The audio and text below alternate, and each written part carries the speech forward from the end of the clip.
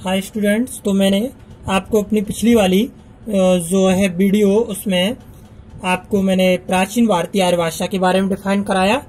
अब नेक्स्ट बात करते हैं हम जो दूसरी हमारी जो है भाषा है उसके बारे में बात करते हैं।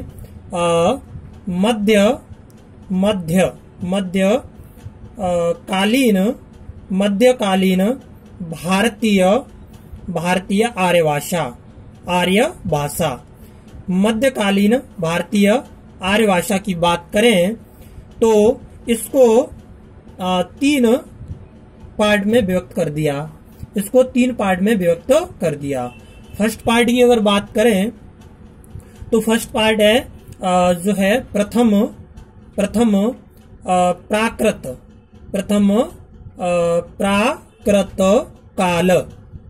प्राकृत काल। इसको अगर बात करें तो इसको पाली भी बोलते हैं। क्या बोलते हैं? पाली। क्लियर। अब इसका जो प्रयोग काल था, इसका जो प्रयोग हुआ बच्चों, इसका जो प्रयोग हुआ वो था आपका 500 ईस्वी पूर्व से 1 ईस्वी तक। क्लियर। बात करें कि भारत की प्रथम देश भाषा यही है। इसी को क्या कहा जाता है? भारत की प्रथम देश भाषा कहा जाता है। देश भाषा कहा जाता है। क्लियर। इसे भारत की प्रथम देश भाषा कहा जाता है। इसी में भगवान बुद्ध ने सारे उपदेश दिए थे। यानी कि बात करें, नोट पॉइंट देखेंगे। नोट पॉइंट, भगवान बुद्ध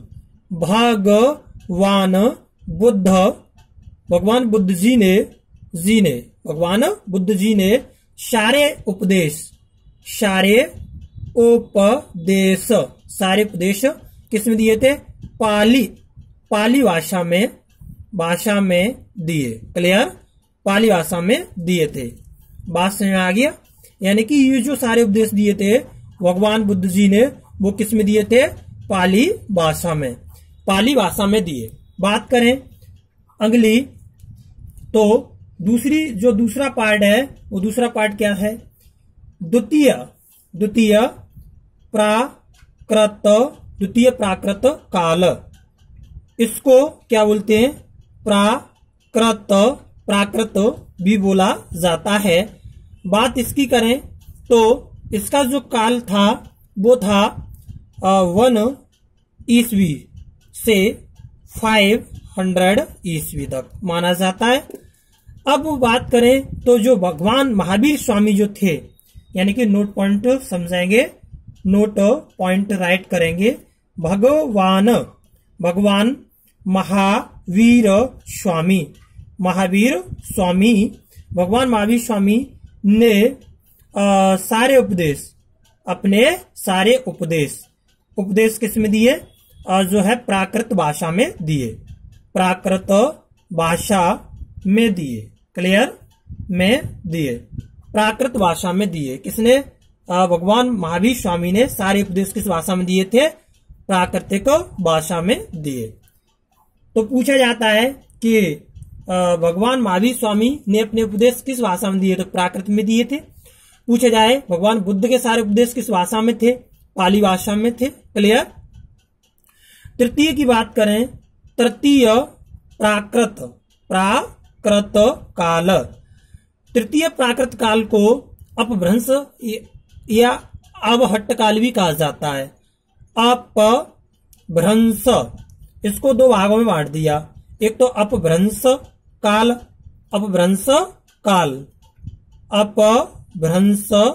क्लियर। अपभ्रंश काल, इसका जो टाइम था वो था दोस्तों 500 से 1000 ईस्वी। क्लियर। अब दूसरा पार्ट था वो बांट दिया गया अवहट्ट में। अवहट्ट की बात करें तो इसका जो टाइम माना जाता है 900 से 1100 तक, 1100 ईस्वी तक इसका माना जाता है। इन कालों को क्या बोलते हैं? संक्रमणकालीन। इनको क्या बोलते हैं? संक्रमणकालीन या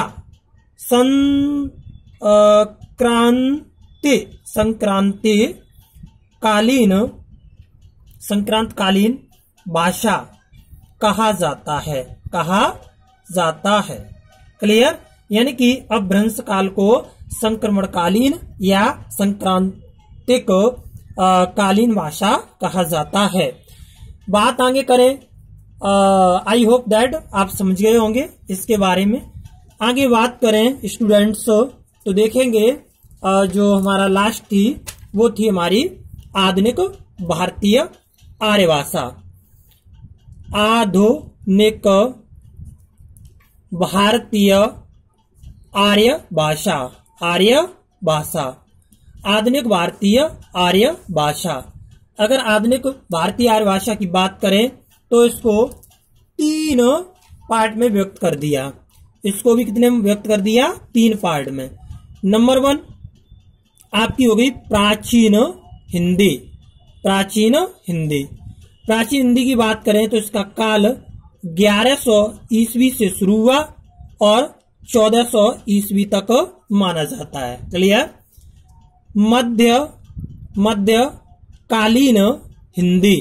मध्यकालीन हिंदी, अगर इसकी बात करें तो ये 1400 से स्टार्ट हुआ, 1400 से 1850 ईस्वी तक माना जाता है।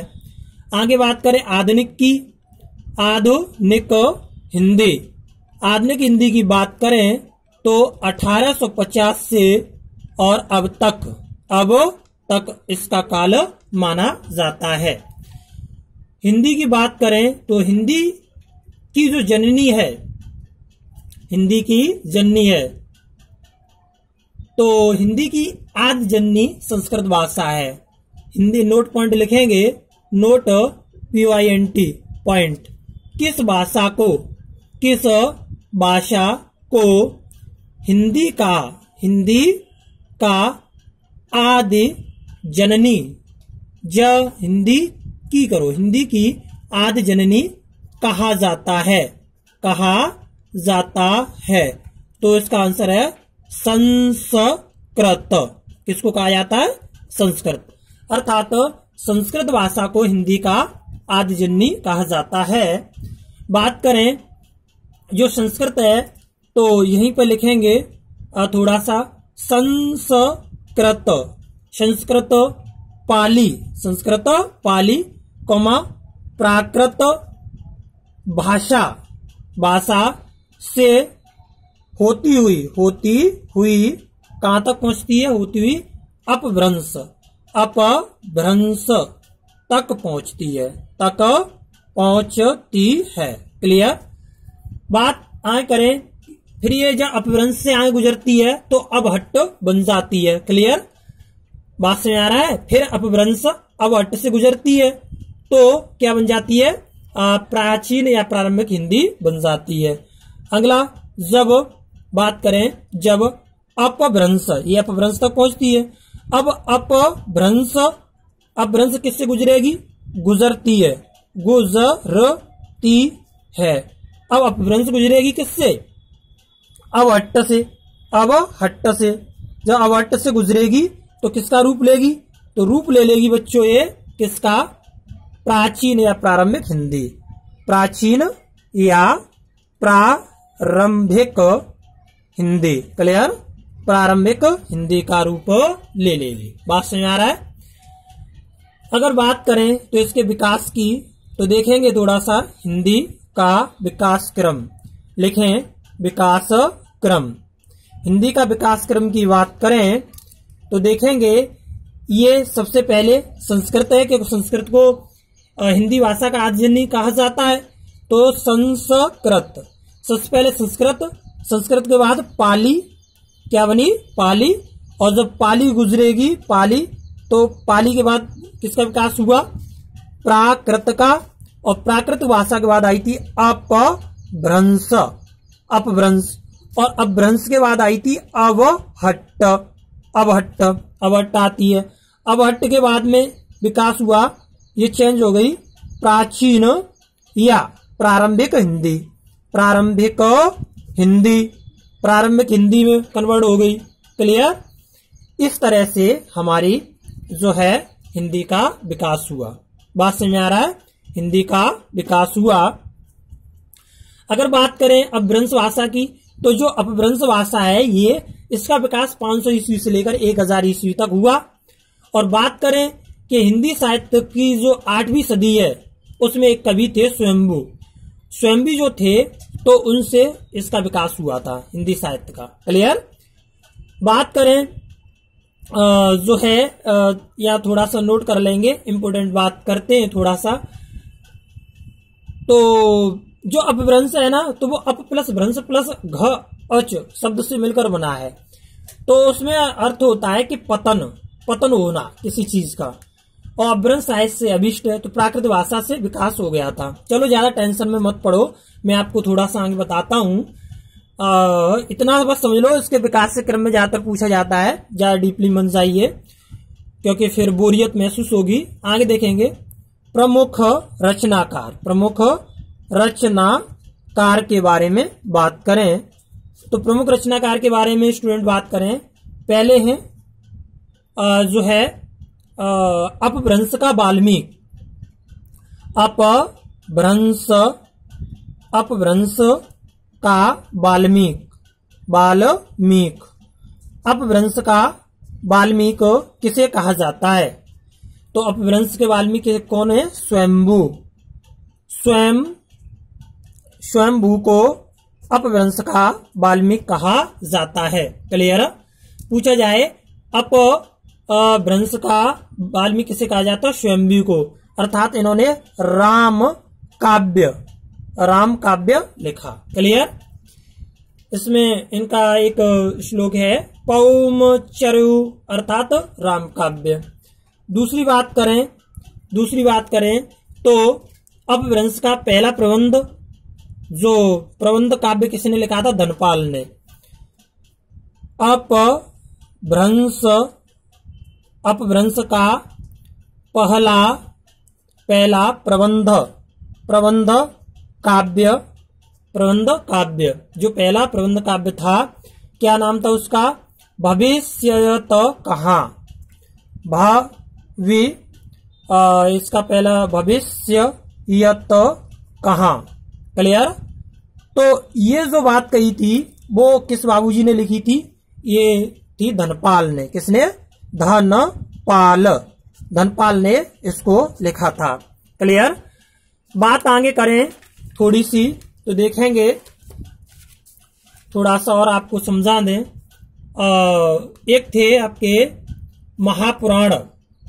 बात समझ आ रहा है? महा नंबर 3 देखेंगे महापुराण। और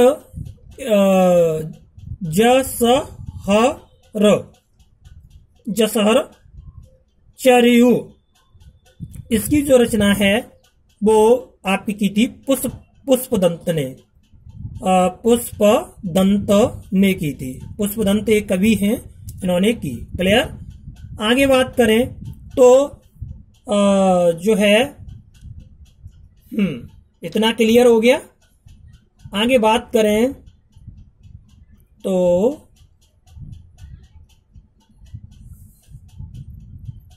क्लियर? अब एक थे आपके सरहपा एंड कंडहपा। सरहपा एंड कंडहपा की बात करें तो देखेंगे थोड़ा सा इसमें सरहपा एंड कंडहपा। तो इनकी जो रचनाएं थी वो थी चरिया पद एंड कौन सी थी? दोहा कोशी। ये इनकी रचनाएं थी। क्लियर? अब आगे थोड़ा सा पढ़ेंगे कि अपभ्रंश से आधुनिक भारतीय आर्य भाषाओं का विकास कैसे हुआ। तो यहां हेड डालेंगे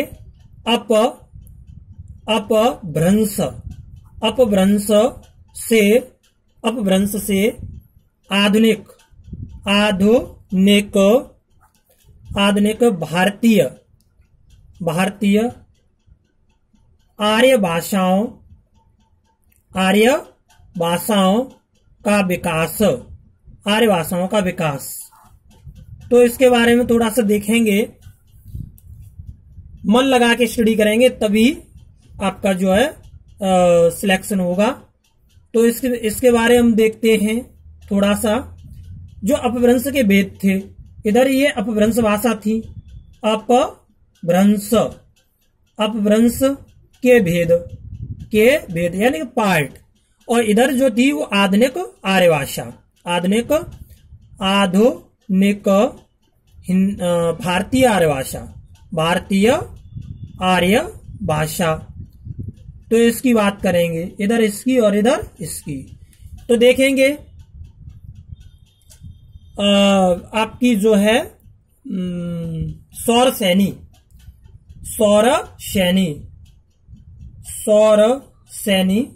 तो सौर सैनी से मतलब अपभ्रंश से आधुनिक भारतीय आर्य भाषा विकास हुआ। तो सौर सैनी से पश्चिमी हिंदी कौन कौन सी हुई यही देख लेंगे। और सौर सैनी से ये जो है आपकी तीन भाषाओं का विकास हुआ। किसका हुआ? एक तो पश्चिमी हिंदी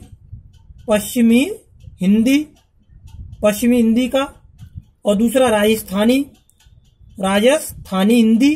क्लियर। और बात करें गुजराती यानी सौर सैनी से 3 भारतीय आर्य भाषाओं का विकास हुआ, पश्चिमी हिंदी का, राजस्थानी का एंड गुजराती का। बात समझ में आ रही है? दूसरी बात करें अगर हम तो अर्धमागधी से किसका विकास हुआ है? अर्धमागधी से पूर्वी हिंदी का विकास हुआ है। पूर्वी हिंदी का विकास अर्धमागधी से हुआ है। बात अगर आगे करें तो अगर मागधी आ जाए, मागधी या मगधी, तो इससे किन किन भाषाओं का विकास हुआ है? वो इनका विकास हुआ है, देखेंगे। नंबर 1 बिहारी भाषा। क्लियर। बिहारी उड़िया एंड बांग्ला और असमिया यानी बिहारी, उड़िया, बांग्ला, असमिया, ये मागधी से इनका विकास हुआ है। क्लियर। इन जो 4 भाषाओं का विकास हुआ है वो किससे हुआ है? मागधी से हुआ है। अब आती है खस। तो खस से किसका विकास हुआ है? पहाड़ी जो सौर सैनी से प्रभावित हुई। यह सौर सैनी से कैसी हुई? सैनी से प्रभावित हुई। क्लियर। आगे बात करें ब्राचड़। किसकी? ब्राचड़ की। तो ब्राचड़ जो भाषा है उससे, यानी अपभ्रंश के सारे पार्ट हैं, तो अपभ्रंश की ब्राचड़ जो थी भाषा, उससे किस भाषा का विकास हुआ? तो पंजाबी। किसका? पंजाबी भाषा का विकास हुआ। और यह भी सौर सैनी से कैसी थी? प्रभावित थी। क्लियर। बात करें महाराष्ट्री का, तो महाराष्ट्री से और ब्राचड़ से ही 2 भाषाएं बनी। एक तो थी सिंधी। कौन सी थी? सिंधी। क्लियर। महाराष्ट्री से मराठी भाषा का विकास हुआ है। भाषा का विकास हुआ है। क्लियर हुआ है। तो यहां तक कोई परेशानी नहीं होनी चाहिए।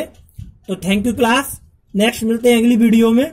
इससे आगे आपको हम समझाएंगे और अच्छी तरह से लर्न कराएंगे। तो thank you class, best of luck. आप इनको अच्छी तरह से लर्न करेंगे और जो अब संडे आएगा उसमें मैं आपके लिए एक पेपर बनाऊंगा जो आपको अपने इस क्लास में प्रोवाइड कराऊंगा।